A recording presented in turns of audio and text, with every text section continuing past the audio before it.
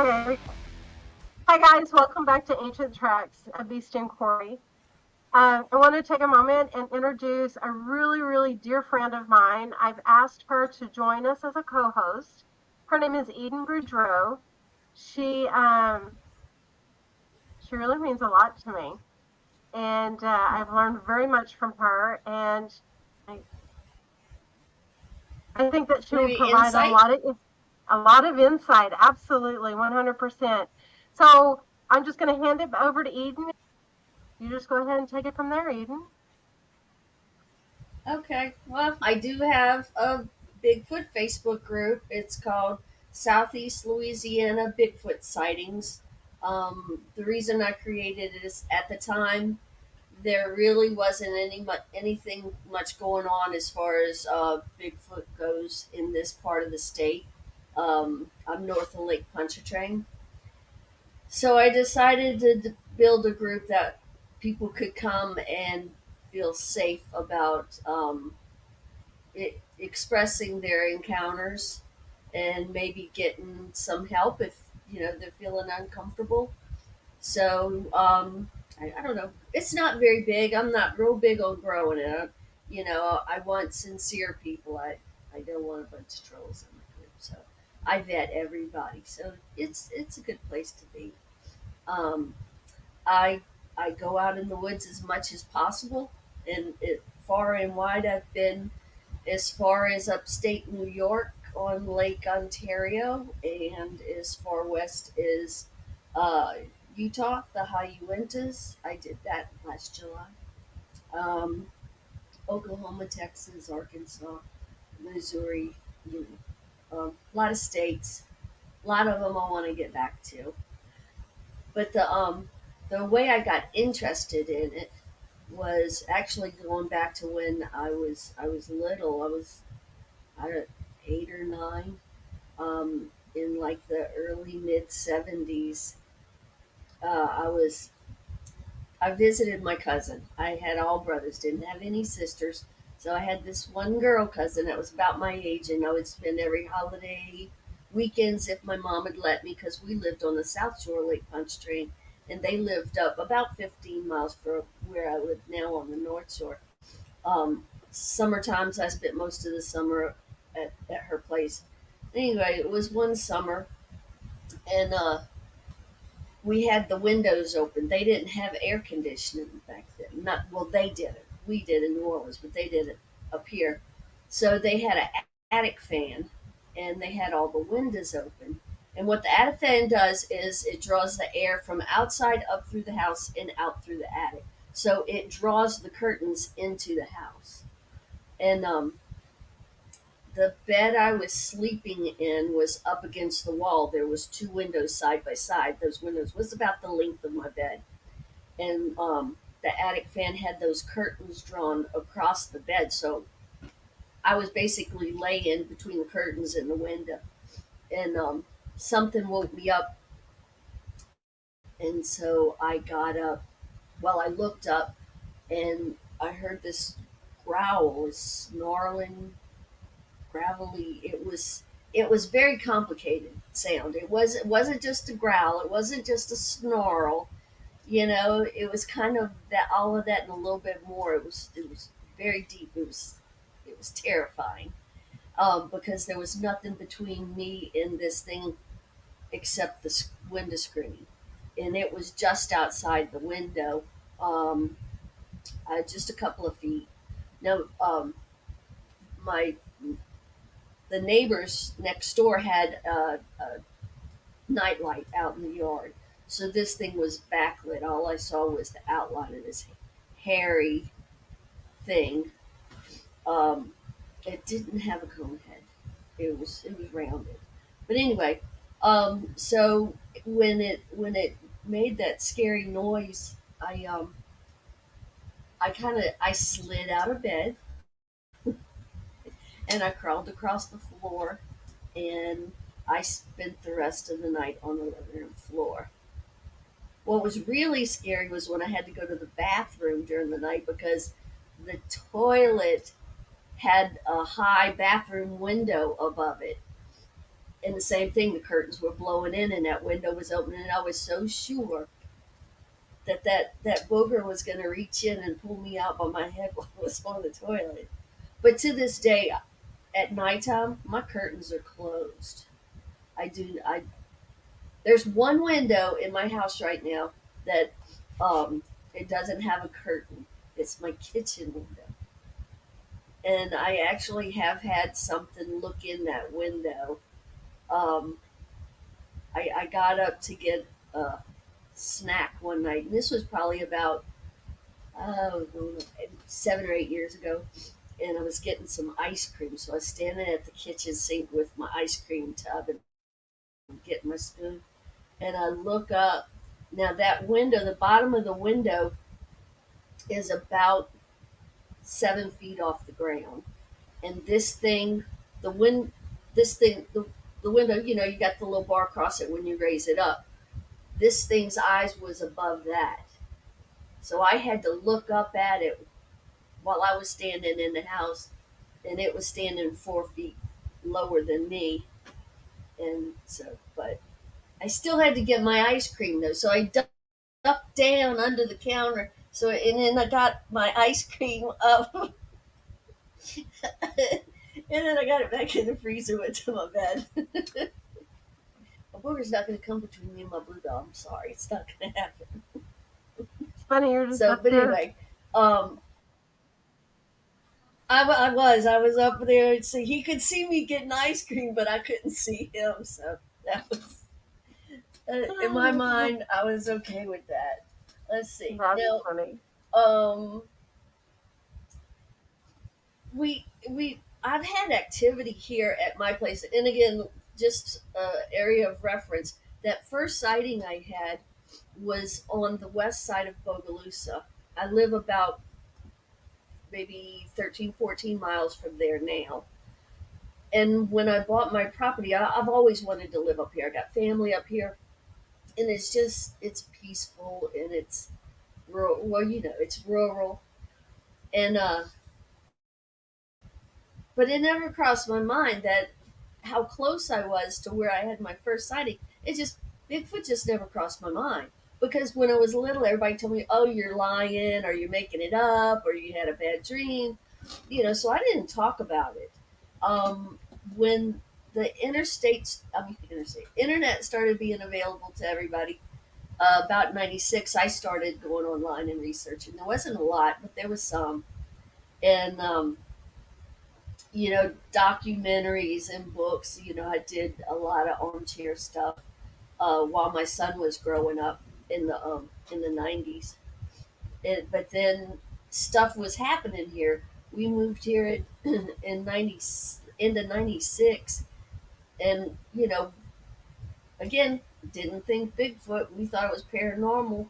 When we're here slapping on the side of the house and stuff like that, and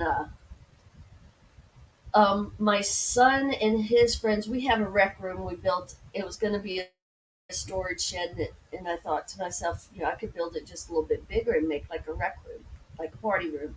So we did that, and when my son would have friends over, that's a lot of times that's where they'd sleep, because they had video games out there. There was a refrigerator out there. They had music, air conditioning, so they had all they needed. Well, one of my son's friend would not sleep out there. I had French doors to get in it, and he wouldn't sleep out there without putting something over those doors. And he never told me he saw anything, but he wouldn't sleep out there without covering up the doors because he didn't want anything looking in at him. Um, and then my son would tell me that whatever's hitting the house, it's hitting right. It's like he's like, "Mom, it knows where I'm laying because it slaps right at the part of my bed where my head is." He said, regardless which end I have my head at, he's gonna slap whichever is closest to my head. So but I'm a single mom. I don't. What am I gonna do? I never told him I didn't believe him. I just told him, the house is cooling in the evening. It's popping. I was lame. I've apologized to him for that. But anyway, He went away to school to Louisiana School of Mathematics, Science, and Arts. It's in Natchitoches, and he uh, he wanted he didn't want a little kid's room anymore. He wanted his room redecorated, and he wanted an Asian theme. So I was redoing all of that, and um, this was was it after Katrina? Yeah, it was after Katrina.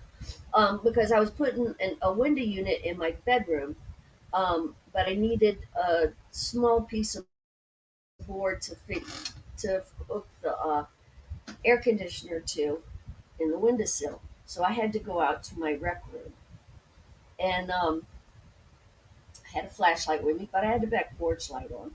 So I walked out. I went into the rec room to find the board, and I had to dig around, and then I had to cut it. So I was in there about 45 minutes, and when I came out, I noticed that the porch light wasn't on. But I was thinking, okay, maybe I had the flashlight. I forgot to turn the back porch light on. So maybe that's what it is. So I walk, it's probably about 40, 50 feet from the door to the rec room to my back porch.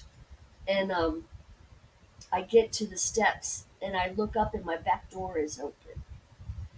So now I'm thinking, somebody's gone into my house while I was in that rec room. And I'm by myself, you know, and I'm really starting to freak out. So I eased the door open just a little bit, and my cat was right inside the door, and she did not like people. So if anybody would have come in the house, she didn't know she had ran yet. So it's like, okay, that's good. Nobody's in the house. So I get in the house and where's my hand? I slammed the door shut. Well, actually, first thing I did was I switched the first light switch that I could reach because there's two right by the back door. So I just reached in there, and the first one I came to, I flipped it. Well, it was a back porch light. So when I stepped in and I pulled the door to, there's a window on the door. It's frosted because it's a trailer. But I pulled the door to, and the minute that door slammed shut, my hand was still on the knob. Something punched that door, and it punched it even with my face. The porch is just over 4 feet off the ground, and I'm 5'2", and this thing punched even with my face. But even then, I thought it was paranormal. So I proceeded to curse out what I thought was a ghost. So it was years later before it occurred to me that I had cursed out a Bigfoot. I don't know what he was thinking when a little mean redhead lady started going off on him, um, but the thought of it is okay. So I walked up the steps. I mean, I didn't rush up it, but I walked up the steps, pinched the door open a little bit, saw my cat, stepped in, turned on the light, slammed the door shut. Just a couple of seconds, 5, 10 seconds tops. And how close was he behind me before I got in the house? That's that's what come to me later, is he had to be right on my Mm. heels. But I And you didn't still know thought it, just didn't even it was sense it, paranormal. Like I or said, no, no. mm. Now I have spidey senses. Now I can feel when they're around, usually. But I also, it's weird because here at the house is different. On my property, I have 7 acres. It's just different than when I'm out in the woods. Maybe because when I'm out in the woods, that's what I'm out there for. Because I do, I get out and I camp as much as possible. I don't do much in the summertime, but I mean, here in Louisiana, I can camp from, um, you know, early fall all the way through winter into late spring, early summer sometimes. So it's just a couple of months I don't get out, but when I'm home, it's just different. Like the other night, I was out on the porch, and I heard one screaming in the woods, And so I kind of, they don't live here. They're not here all the time, but they're here frequently. And I know just up the road from me, and that's where I hear most of the vocalizations come from. It's a 40-acre tract of landlocked property. Um, the timber company owns it, but they can't get to it because the man that owns the property around them won't allow access. So, and I know 40 acres isn't much, but that 40 acres is attached to a lot of other land. It's almost a continuous green belt. Um, you can go travel all the way to the Pearl River from here, um, through a greenway, or you can go all the way to Bogachita. Um, but yeah, so they've been around here all the time. Um, there was another time, I think it was about '09. I was out. I got notes. I was outside watching a meteor shower, and it was kind of late, and I had my little dog with me, and I had my pistol because I'd had coyotes coming into my yard, and so I heard something moving around in the backyard. Now I was just in the front yard, but I could hear it, and my little chihuahua was barking back there. Well, I could kind of hear it getting louder, and then I noticed a smell, a stinky, that stinky, wet dog, skunky, nasty, smell. But I didn't have a reference, and I wasn't familiar with that, because you just that's a recent thing that people talk about a lot. Back, this was in the early 2000s. People just didn't talk about it much. But anyway, so I hear it and it's moving around, and as it's getting closer, now this is over probably like 10, 15 minutes because I'm trying to watch this meteor shower. This was in August, Perseid. And so I realized about the time I realized that it was getting closer and that smell was getting stronger, that I started to wonder exactly maybe what it was. And then all of a sudden, I don't know if it's mind speak. It didn't seem like the thought came from inside my head, but what it was, you need to go in now.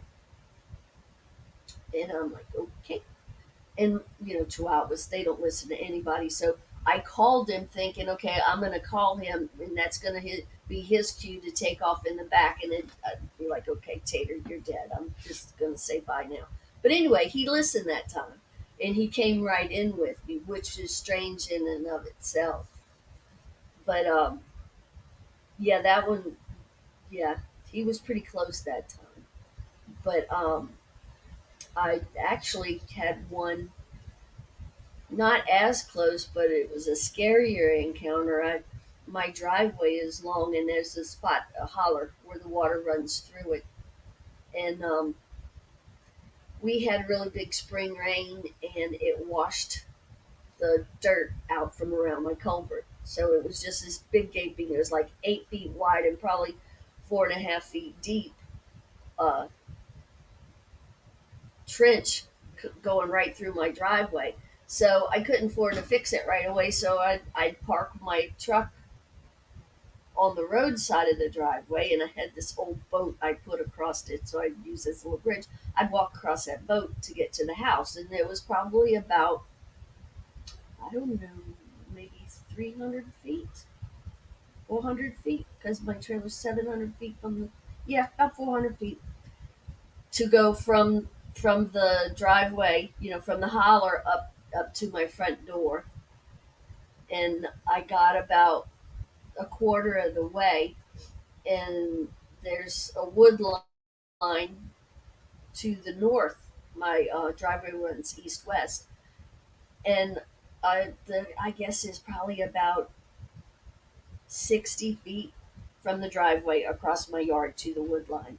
And all of a sudden, I hear heavy, heavy footfalls and branches breaking and growling. And at first, I heard the footsteps. Like you've heard a horse run, you could feel it, or a bull. Only there was only two legs, it wasn't four, and it's coming at me. And my first thought was it's a bull. My neighbor's got cows, but he doesn't keep them in that field. And that was my second thought. Well, he hasn't had cows in that field in a long time. But I really thought whatever was barreling through those woods was going to come out at me any second, and I was going to die. But it was late. It was early spring, so it was still getting dark fairly early, and it was light enough I could see across my yard, but I couldn't see into the woods. And the closer it got, it started growling, and it just sounded really, really angry. But it stopped. It stopped right at inside the wood line where I couldn't see it. Which, okay, it's not a bull. This bull's not going to stop. Um, but anyway, I started reasoning with it. I'm like, just let me get to the house, and I won't come out after dark anymore. The night will be yours, and the daytime will be mine, and we'll be everything's good. So anyway, I got to the house without dying, which was a good thing. And then the next night, just so happens, um, it was the first night it was warm enough for me to run my air conditioner, my window unit, and it beat on that on the top of the air conditioner, which is about 8 feet up off the ground. It beat on that air conditioner for about 45 minutes. Now it wasn't constant pounding, just enough to let me settle down. Then it hit again. It hit about, I don't know, 3 or 4 times over the course of 45 minutes. But the scary thing for me was I was afraid he could figure out all he has to do is push that window unit in, and then he has free access. But so apparently he was angry about something those couple of days. But stuff will peak. It'll get real scary, and then it'll quiet down. I think this thing has been around for a while because about 7 or 8 years ago, one night I woke up. It was like quarter to one, and I woke up and I was having a problem falling back to sleep. So I turned the TV on, and I'm laying there watching TV, and I hear footsteps coming up the peak of my roof toward my bedroom. Um, Now I had had a roofer. I had had my roof redone a couple of years before, and I know the roofer was easy 200 pounds, 220. Um, so when he was up there walking around putting the roof on, I heard what it sounded like, the rafters popping and cracking. So whatever this was that was on my roof crawling towards my bedroom was at least that much weight. Now after I woke up, I forgot this. After I woke up, before I heard it coming toward my bedroom, I felt the trailer shake. But I was thinking, okay, I have dogs, so maybe it wasn't the whole house. Maybe it was just my bed. Maybe the dogs bumped the bed. But then I started hearing the crawling, and then I'm hearing the rafters popping and cracking, creaking, and I'm realizing this thing is heavy. And right as it was just getting to where he was almost to directly above my bedroom, I muted the TV, and it stopped. And I never heard it again. I didn't hear it leave. I I don't know how it got down. I definitely didn't go back to sleep. But I don't know. Maybe he just crawled off, jumped off the side. I Seems like if he'd have jumped, I'd have heard. I don't know. But I think that's the same one that bluff charged me years later. Um, and then there, what was it? It was spring before last. Um, Me and my friend Mark Daniels, we were sitting outside in the yard, and it was a nice cool evening. So, you know, um, we were just hanging out, talking, having a glass of wine, and I saw the sun was starting to set, and it was kind of dark in the trees back in the tree line. Same general area I got bluff charge, but I looked up and I saw this. It was shaped like a Bigfoot. Head, no neck, really broad shoulders. Um, but it was dark, so I didn't see any detail, and it just moved real fast, and it moved away. And so I didn't say anything to Mark because he's the kind of person he's going to go chase after it, and I don't want to interact with the boogers at my place. I'll go to Oklahoma. I'll go to Utah. Not at home. So anyway, I waited a little while. The sun set lower, so the light was below the tree canopy. It was shining through the tree trunk, so it was lit up in there better. And I walked in there and looked, and um, yeah, it was about 8.5, 9 foot tall. And then sitting out in the yard again, and it was weird because when I first got into Bigfoot, it's like, okay, unknown hominid or ape or whatever, it's flesh and blood. But as you go through it, you experience things you can't explain, like this one. We were sitting out in the yard again, and it was about dark 30, you know, couldn't see in the woods. But anyway, this thing, and it was like a shadow. It was weird. So, but anyway, it moved so fast, and it moved across my driveway. I have a small width of woods. Um, Trying to think how wide it is. Maybe 80, 100 feet wide. But it overlooks my neighbor's yard. They have kids, and the kids go out and play. My horse used to love to watch the kids play, and I think this thing, I didn't hear it. I didn't hear it when it moved into the woods, and it was there and gone before I even realized what it was. I didn't even have time to be scared. But coincidentally, when my driveway was washed out, if I had to go out at night, I tried not to, but if I had to go get something out of my truck after dark, every time I went to the truck, every single time, there would be a noise come from the woods on that side, on the west side of my driveway. I was bluff charged from the east side.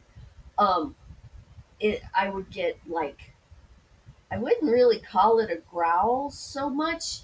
It was more like a kind of clear, just a kind of, I'm here and I want you to know I'm here. You know, I'm not going to do anything, but kind of I want you to know I'm here.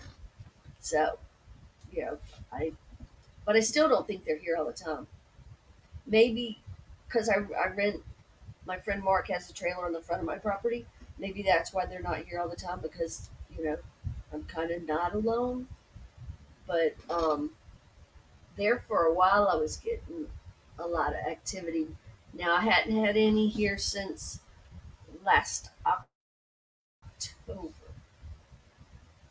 because Mark was clearing um, spot up front for and he just kept going in the woods. He kept pushing more trees down, pushing more trees down, and he was working in Texas, and he left one evening, so I knew he was going to be on the road most of the night. Um, I was awake. It was about quarter to 11, and something started banging on my house. It was banging on my roof. Um, because I went out and looked, and I couldn't see where anything had touched my siding. And as hard as it was banging, it would have busted my siding. Boom, boom, boom. 3 or 4 little booms. It was like 7 or 8, loud, hard banging. And my dogs are going crazy, and my big dog's trying to get out of my room get to whatever it was. I've never seen him act so aggressively. And so I called Mark, and it's like it's beating on my house. And he's like, "Well, do you have your gun?" I'm like, "Yeah, I got the shotgun. I got my pistol." But what good's that going to do? He's like, "Well, go see." I'm like, "I'm not going to see. I'm not going outside.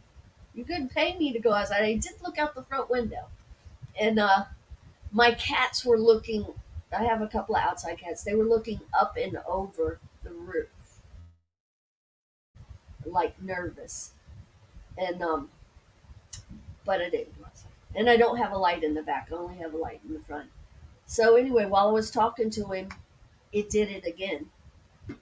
Again, like 7 or 8 times banging, and it just scared the bejeebus. Um, I made sure Mark didn't push down any more trees because I really think that's what it was.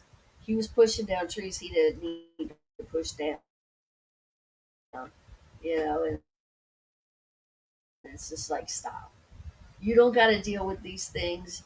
They get mad, they take it out on me. So everything's been cool. We're coming up on a year now since I had any really strange activity here, but it comes and goes. It's not enough to where I can say, okay, we're going to go out, we're going to get experiences. I never know. Sometimes it's just a whistle. Sometimes, like the other night, it was a vocalization, but you never know. What happened the other night?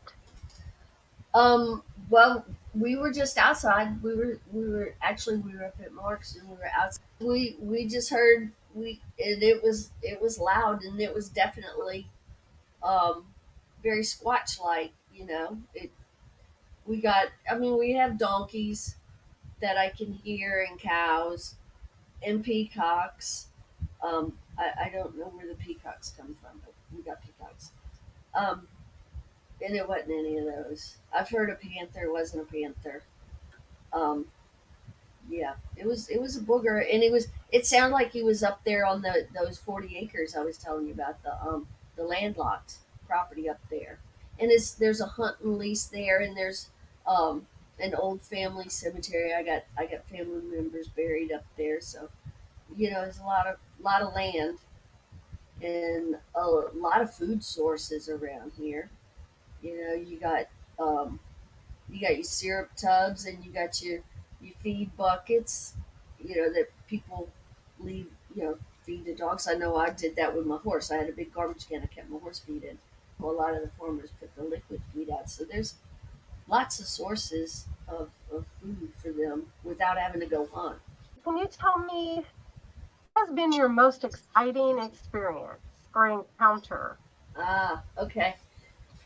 Um, so there was this older gentleman who lives in southwest Mississippi. I'm friends with his daughter. You want to see Bigfoot? I can take you to see Bigfoot. These things are there 24/7 at my dad's place all the time. Night, day, they're always there. She said they come out of the woods while he's mowing the yard and watching. He's like TV for them. There was a he said there was like a young female with little ones. She would keep the little ones, and she would sit inside the tree line, and the little ones would come out in the yard and play. Now, Mr. Rodney, he was like 82 or 83. But anyway, we got to know him, and he would let us come and camp out on his property. He had 25 acres, but the only part that was cleared was his yard, which was probably 2 acres he had that he would mow. And so one night we were there, and again, my friend Mark Daniels, he had an RV. We called it Cousin Eddie because it kind of looked like that. It was a piece of junk. But me and another one of our teammates, a female, we were we were just putting cots out in the yard. We didn't put a tent up or anything, but it was cold and started to sprinkle. So we took our tarps, She had one and I had one, and I just pulled it over my cot and then clipped it to the legs of my cot so it wouldn't blow away because it was a little windy. And Mark went to bed in Cousin Eddie because he's a wimp and it was cold and wet outside. So we're about I guess from the front end of the RV was maybe 3 feet, 4 feet at the most, and then our cots were probably 2 feet apart. And this was I think one of this was the most intense, I must say. So we went to bed because it was starting to rain. So we were under our tarps. What's going to happen there? Um, and all of a sudden, I heard something run between the head of my cot and the RV, like 4 feet space between the two. And when it ran, it was like slapping its feet. You know how, like, when a kid runs sometimes and they're playing, they'll slap their feet, makes a lot of noise. That's what this thing did. And right as it was coming in, and I hear this running past, I feel something under my. There's a Bigfoot under my cot. This it was really scary. But then Mark's dog whimpered, so the Bigfoot chased her under the cot. There was the dog under there. Um, not a Bigfoot, but also at the same time, something ran past the foot of my cot, and as it ran past me, it tapped my ankle as it ran past, um, like counting coup.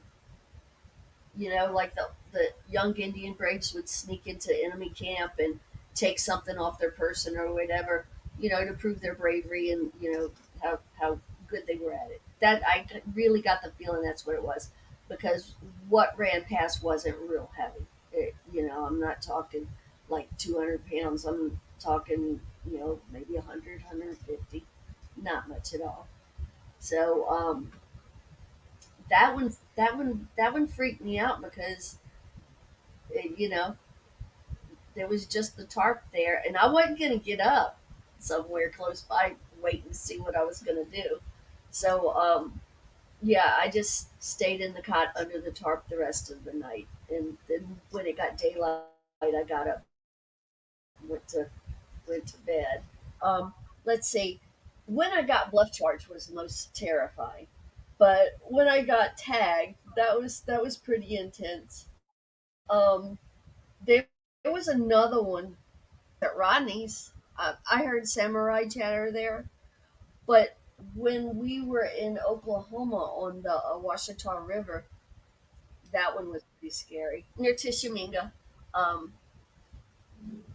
we were camping right there on the Washita, and it's an active area.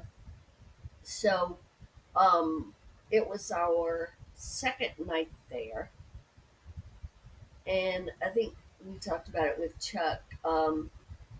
Again, I was with Mark Daniels, and we were blowing a horn, and the whole forest just went crazy. I mean, vocalizations on the other side of the river was insane, and so he did that for just a couple of minutes, and we got that response, and then it kind of quieted down again. So we were sitting there and listening because there were owls and frogs. There was a lot of noises, and then off to my right there was um, a holler down behind the camper, and I heard something moving around in there, and then I heard this. It sounded really angry, and the closest thing I can compare it to is the cartoon, the Tasmanian Devil. That guy, you know how he had talked. That's that's what it sounded like.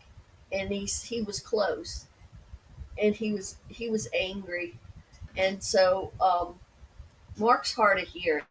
He didn't hear it, and I told him, I'm like, look, I'm going in, because yeah, that no. And I did. I went in. Of course, I went inside, and he was sitting right outside under the window by the kitchen table in the camper. So I sat at the kitchen table and opened the window, but I still felt bad. I'm up out of that holler. It was going to get me first. That, that was definitely the closest vocalizations that I have. But the, ironically enough, the last time I was camping at Tishomingo State Park, which is in North Mississippi, so it gets confusing. I was sitting outside the camper with Mark Daniels again. He was inside cooking, and I was sitting out, and then back behind the right behind the camper, there was this creek that came under the road. The road kind of went in a U-turn, and it came under the road, and then there was like a beaver dam, and it split. The creek split, and then there was like a little dry patch of land in between it, enjoying the nice night air. And all of a sudden, I hear "Kaboosh!" like something huge falling in the water. A giant boulder with something big went in the water. And then I hear it running across that dry land. And I'm thinking, there's not very much land there, and I'm really close to the to that creek. So I got up and ran inside because it didn't sound like it was going to stop. And I might be a Bigfoot researcher, but I'm not stupid. So I ran inside, and I was laughing about it because you go Bigfoot hunting, you're there to see Bigfoot. You're not supposed to run from him. I was laughing at myself. Then I told Mark what happened, and that I think those are the only two times I've been run inside so far. But got up, I walked around over to where I heard that big splash in the water, because there had to if I mean if it was natural, if it was a rock falling or something like Mhm. that, I would have seen it. I would have seen where it rolled in. Um, Plus, it was a gentle grade down. It's not like it went and then dropped off, so that rock would have sound like it was thrown. Um, I think something jumped into the water. I don't think it was a rock or a boulder. It had to have been a boulder if it was that big. But I looked all over, and I couldn't see any sign. The only thing I found was the I could see the slide where the beaver would go in and out. But yeah, there was something big there. I've also had acorns thrown at me another trip there. Um, we were headed up to Land Between the Lakes, and we camped there on the way up. And I took a walk up to where the primitive campgrounds are. They've remodeled it since, so they don't use those primitive campsites anymore. They've moved the primitive to another part. Um, but while I was up there, yeah, I had acorns thrown at me. So that that wasn't terrifying, but the big thing in the water was, and yeah, those are the most terrifying. I don't know what I would do. Something like that happened. I'd like to think I'm brave, but yeah, I'm not. I'd be running into the I'm camper great. with you. Yeah, and it's funny because I don't know what Mark would have done if he had been out. He'd have heard that. He, Hmm. he didn't hear the grouchy one on the Washita River, but he had to have heard that one. Now the vocalization we heard here um, last weekend, he heard it. It was close enough for him to hear, and that says a whole lot about how there's a lot of stuff went on at Rodney's. We got recordings of vocalizations, footprints. We saw so many footprints out there. It'd be like, oh look, there's another footprint. How big is it? Oh, 17 inches? Yeah. You know, it was really the ground was hard, so most of them we couldn't cast. We did find one up by his bedroom. Him and his daughter. So the windows are all, anything could walk up and look in. And apparently one did because we found, I think it was 17 and a half. You could see where, like, his bedroom window was shaped like an L. There was a porch and then the house and then the bedroom window. And we think it came up to the porch because there was a table right on the porch. It looked like it walked up and stepped next to that porch with its right foot and leaned in to get that cat food because of the way the, the foot was positioned. It was deeper on one side than the other. It just looked like that's what it was. But that was the closest one to the house. And but yeah, we've heard all kind of and seeing stuff. The Mr. Rodney, I saw orbs there, but they were very fast, and not real big. An orb, and he had his porch light on, and it flew close enough to his porch that he could see it. And he said it looked like a bird, but its chest was lit up.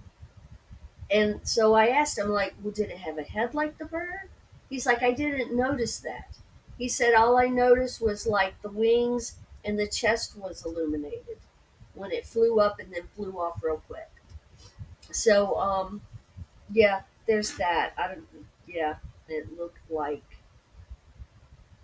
a bird. It looked like a living creature. I don't know. I've seen orbs. I saw two in New Mexico, and I was with In a New group Mexico. of about 18 people. We all saw 'em. What's that? Where in New Mexico? Oh, that was up around Dulce, New Mexico, in 2019. Um, so we were on the Apache reservation by invite. So I was really honored to be able to go up there and spend the weekend. That one was awesome because we on the way up there we took like 4 days to get up there, and every night when we camped at an area with Bigfoot activity, and then orientation. So we didn't go find a camp spot. We just pulled in and parked and got out and was listening. Within 5 minutes of us getting out of the truck, and they were talking, you could hear the Bigfoot screaming from the mountain. Like, where we camped was this big valley, and there was mountains on both sides, but you could hear the Bigfoot screaming from those mountains. Um, I guess because there was so many people, and I guess it was a lot of fun. They brought us up into the mountains at night, and how I saw the orb was they took one group up the mountain, and Mark and our friend chose to do that. I chose to stay down at the bottom. So they were going to go up the mountain and then walk down. And so we were sitting there waiting for them to come down. We had heard vocalizations up in the mountains. We were kind of, and they were going to be coming down from the back of the ute. And all of a sudden, about this big, there were two of them, and they just kind of floated along and then went away. And at first I thought, okay, it's flashlights, but they didn't really illuminate anything. The light went out from around them just a little bit, but it didn't really light anything up. And so the first thought naturally is it was another 45 minutes before they came down, and their flashlights looked nothing like these orbs. Because, like I said, Yeah. the orbs were kind of big. Um, and there was quite a few people that were there with us to see them that time. So I got back up on that one. I had people around me. There was like 15 or 16 people around me that saw it too. Yeah. So when you're talking about Rodney, are you talking about where y'all took me? Yeah, that's the place. Yeah, where the gate was locked. His Yes. house is down past there. We could you can't see it from the road, but yeah. Um, and he passed away actually not long before the trip to New Mexico because Courtney, his daughter, was supposed to come with us and she couldn't because her dad just passed.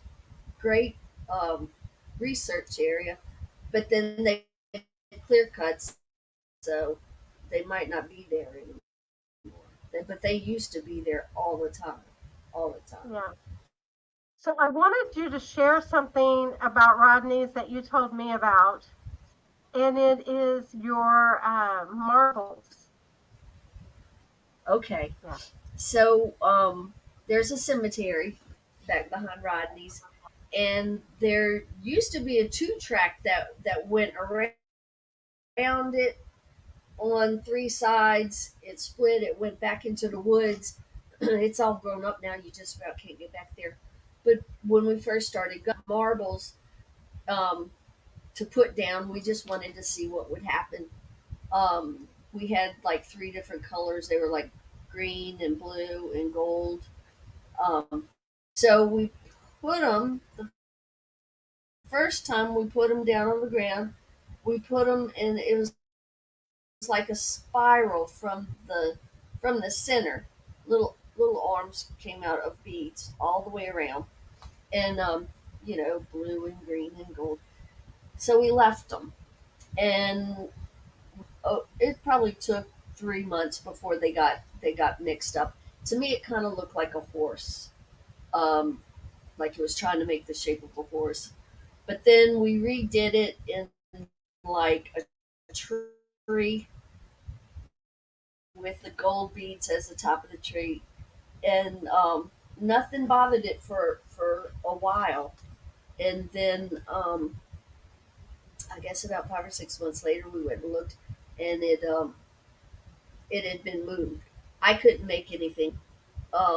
We put them in like a little stick figure, made a little figure of a person, and we left them. And at each time, I would take a picture of the shape we left. I would take a picture of the shape found each time. Now, this is going over like the course of 9 months a year, and then after the little person, we came back and it was redone. And I took a picture of it and didn't think much of it because it again. I got home and put all the pictures in the group into a file.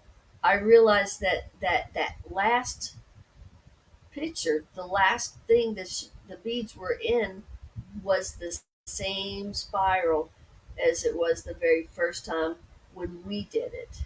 So they went back and they remembered and did the same thing. So that was amazing. That is really cool. That is very amazing. Very much. Yeah, yeah. The beads are still there, but you can tell that there's really nothing walking back through there.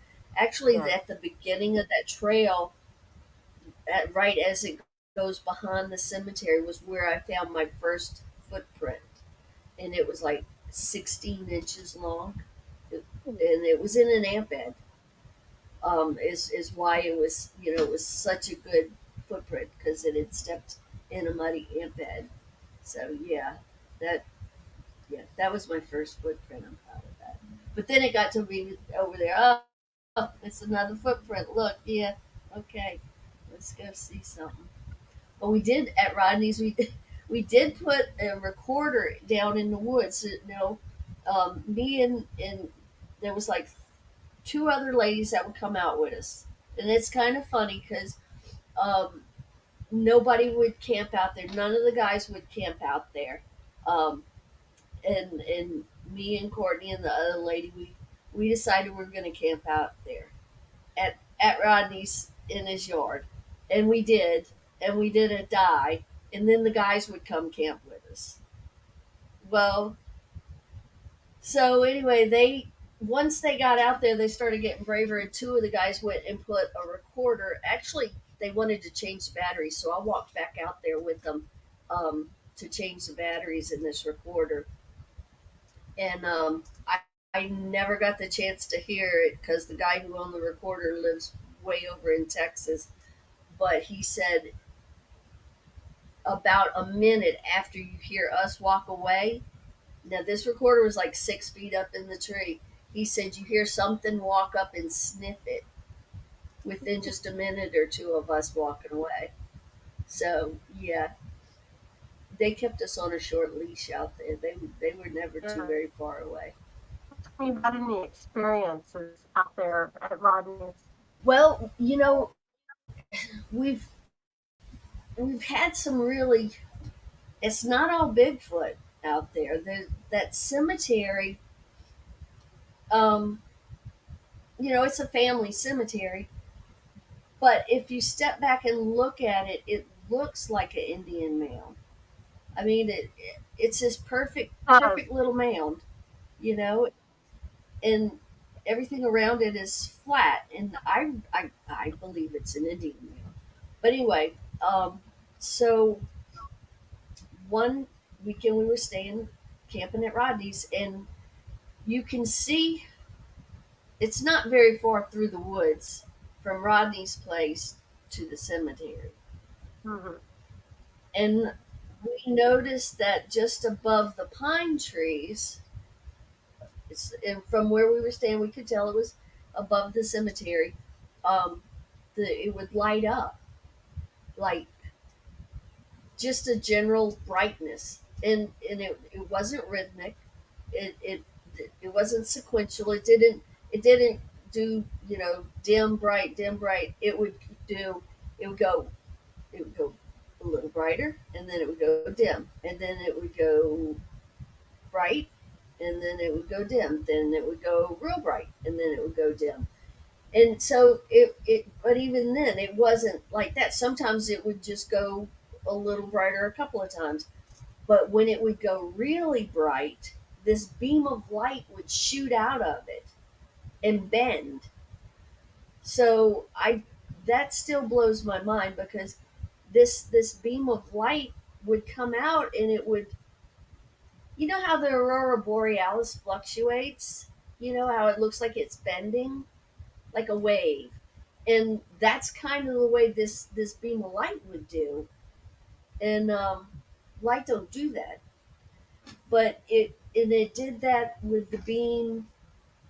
I don't know, 4 or 5 times maybe. It in the dimming and the brightening. I put it like this: it's like if somebody has a dimmer switch, and you turn on the light, and you can turn it dim, you can turn it brighter. That's kind of the way it was because it was getting dim and getting bright. Um, so much so that we just kind of forgot about it after it did it all night long. Um, Now we've seen it do that other times, but we never had the. I've never seen the beam of light shoot out of it before.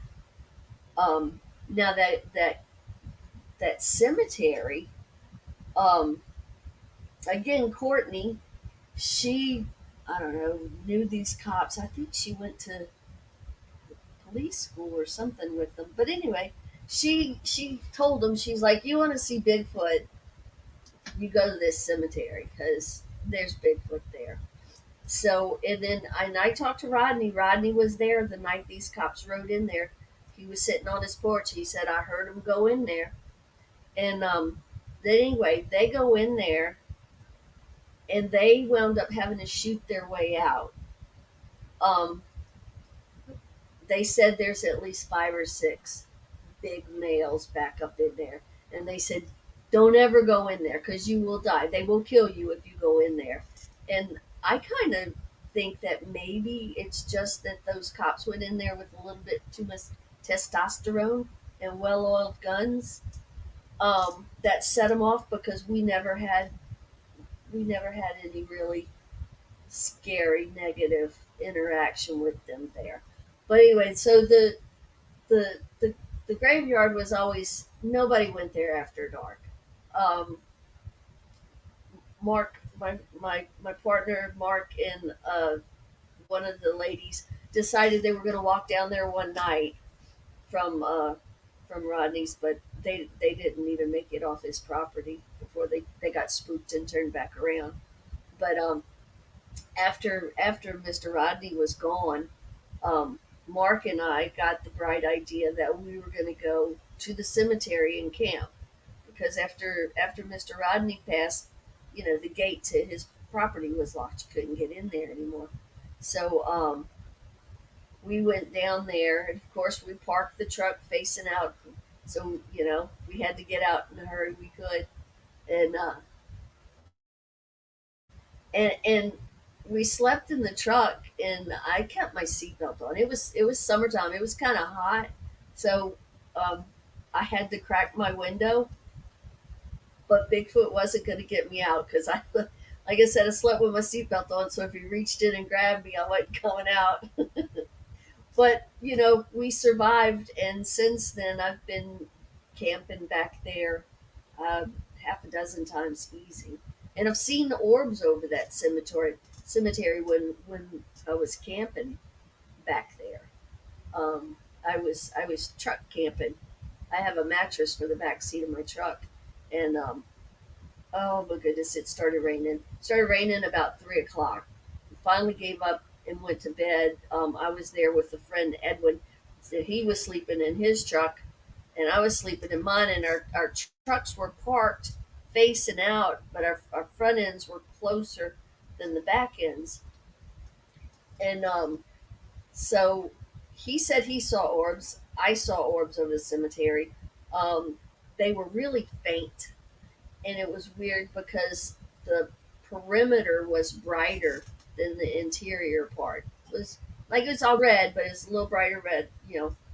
And at one point in the night, and then the next morning, got up talking to Ed about it. Um, we compared notes. I felt my truck get bumped during the night, and he did too. Well, it happened at the same time. So what I'm thinking is whatever it was went in between the front ends, come down, one way or the other, but bumped both our trucks when it squeezed through, because they were only, I guess maybe a foot and a half apart. They were pretty close. So that's what we think happened. We think something came through there and bumped. But I've never had anything bad happen or scared. Well, other than being touched, but like I got bluff charge here at my house. Nothing bad ever happened at Rodney's. It felt like a family place. I really think that that's where they had their little ones. And speaking of little ones, the one I said at my house, and I believe it's a male, and I believe it grew up here. Um, Spring before last, yeah. I saw a red one down in my holler where the power lines come in. It was just standing there, and I just saw it for a second. It looked like it's about 5.5, 6 feet tall, and I was in Mark's car, so I told him stop, and he's a guy, so he's like, "What?" I'm like, "Stop, stop, stop!" He's like, "What? Why?" By the time he stopped, there was a tree between me and the booger, and I'm trying to explain to him, "There's a Bigfoot right over there in the holler," and he's like, "Where?" And he's trying to see it. Well, there's a tree in the way, and I'm like, "You got to back up. The tree's in the way. You got to back up." So by the time he backed up, it was gone. But yeah, it had its back to me. So and that was broad daylight. I don't know, 10, 11 o'clock in the morning. So I think the big boy here's got a family now. Too bad you can't get them to trust you. But I know you don't want to because you don't want to do that on your property. The thing about my property is I never know how it's going to act. Yeah. I saw it in the yard twice, just moving through, didn't say anything. But then, last October it's banging on my house in the middle of the night. I didn't I mean, yeah, I know Mark was pushing trees down, but we really don't know enough about them to understand how they're going to react to anything. Um, I've wanted to build a campsite on the back of my property, just clear out a spot big enough for a tent and a fire pit, and it all sounds well and good. But then when I get down to it, it's like I know I'm not going to sleep out there. So, um, but I think they did it. They knew me, interested me at Rodney's, and I think that's why they ran through and tagged me on the ankle.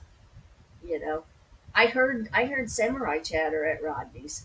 I was out on the porch, and everybody else was inside getting cleaned up for dinner, and it was real quick. It was just for a second, but yeah, it was two different ones talking. So that was pretty cool. So before we get off, is there anything that you want to share with people about your experiences, why you want to research? Is there anything that you would like to share? Well, as far as research, I started like most people when I really did boots on the ground 7 or 8 years ago. Of course, I was doing computer research and every armchair research before that, but was I wanted to gather proof. I wanted to prove that they exist. And over the years of interacting with them and becoming familiar with family groups, I really think proving they exist will be detrimental to them. Um, Hearing them talk, they have a language, so they're not just a primate. I had this discussion before. I don't know if I had it with you or not, but we are Homo sapiens sapiens. And then you have your Homo sapien Neander, Homo sapien Denisovans, right? Okay, is that right? Okay, so I really think that Bigfoot is going to fall in between that. I believe he's a Homo sapien, whatever we decide to name him. But I really think he's right there with us. Some people call them people, and maybe they do. But I mean, Neanderthals could have had a language. We don't know. Um, so I, to call them people, and you think Homo sapiens sapiens, and I'm not really sure that I'm there yet. I'm with Okay. you. I think they are. I don't want them to be discovered. I think it would be wholly detrimental to them. Yeah, exactly. They're doing There is, fine on their own. They don't need any help from us. girl, I agree. I agree 100%. Do not need our help or lack of. Right. Eden, I think we'll close it in. We have a bunch of things lined up, y'all. It's going to be exciting. A lot of things in the works. So stay tuned. And everybody, welcome Eden to Ancient Tracks. And with Thank. that, we say goodnight. I look forward to it. I'm so excited.